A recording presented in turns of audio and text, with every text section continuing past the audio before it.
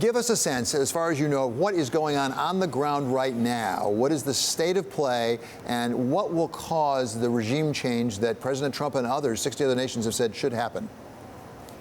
What's going on basically is a standoff. You have a legitimate government headed by Juan Guaido, a young parliamentarian who was selected by the Assembly, the General Assembly, the equivalent of our Congress. According to the Constitution of Venezuela, once the Assembly declared that former President Maduro was no longer president because he had presided over a fraudulent election in which he had eliminated basically all the opposition, and of course had won almost without opposition or just token opposition. The Assembly then, under the Constitution of Venezuela, several articles, 233, 333, declared the president of the Assembly, in that case Juan Guaido, to be the interim president of Venezuela. He is the legitimate president. And as you mentioned, a number of countries, more countries now than oppose Guaido, are supporting Guaido, including the United States and practically every major democracy in the Western Hemisphere. So it's a standoff. But Mr. Guaido seems to lack one important part of support, and that is the military in Venezuela. Is that the key at this point, and is there any prospect the military might change its mind? Well, it is the key because, unfortunately, the illegitimate president, Maduro, still controls the armed forces, at least nominally. We don't really know. There are a lot of reports of unrest within the armed forces. There have been about 2,000 defections of various ranks, from private to general, denouncing Maduro and pledging allegiance to Guaido, or just simply leaving the country.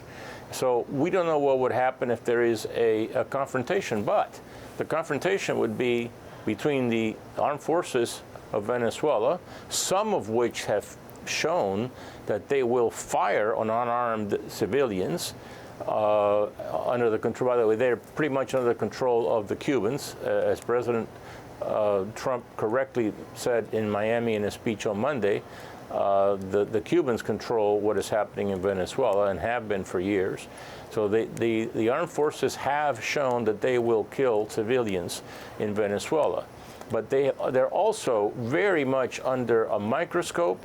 The world has never watched as closely what is happening in Venezuela as it is doing now. And it is possible that a lot of these people will decide, a lot of the military will decide not to follow illegal orders from Venezuela's leadership. And Mr. Ambassador, what role do economics play in this? There have been sanctions on Venezuela. The United States recently increased the sanctions, particularly with respect to PDVSA and the money coming in for oil specifically. Is there a point in which that becomes a chokehold on the economy such that even the military has to change its mind, or does it not work that way? No, it does work that way. It's hard to exaggerate the importance of PDVSA, the oil company, the national oil company, to the economy of Venezuela. Oil exports, which are controlled, by the way, by this state-owned enterprise, represent about 90% of export earnings, or represented, because now they can't really export because of the sanctions by the United States. The irony is that the United States was the single largest purchaser in cash or in money of Venezuelan oil, because under the socialist government of the last 20 years, they have destroyed the oil industry and all the other industries of Venezuela. And I mean, I'm not exaggerating. We can go down sector by sector. But let's just take the oil industry alone. 20 years ago, when Hugo Chavez came into office, they were producing 3.5 million barrels a day. Today, they're producing 1 million barrels a day. So from 3.5 million to 1 million, without any sanctions. This is just a destruction caused by by socialism and corruption, an unprecedented corruption. They have stolen, they meaning the Bolivarian revolution and the people like Maduro and the people around them, they've stolen about $340 billion, according to a lot of economists that have studied Venezuela very closely.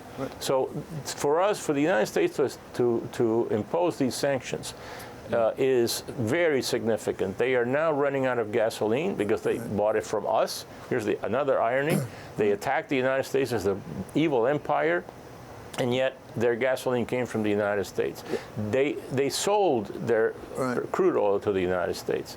They depended on us. So finally, Mr. Ambassador, President Trump has been quite forceful in his response to what's going on in Venezuela. He was very early on in recognizing President Guaido and also recommending that other countries do the same.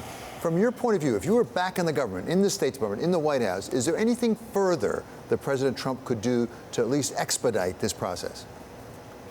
Well, I have to say that in the last few months, since the advent of the new Trump foreign policy team, Secretary Pompeo, National Security Advisor John Bolton, and the people that they have brought in, the U.S. policy toward Venezuela has become much more realistic, more activist, and very smart, frankly. And one of the things we've done is to create or help create an international coalition of democracies, which were being created spontaneously on their own because of the suffering that they saw the people of Venezuela undergo under this dictatorship. We're supporting them.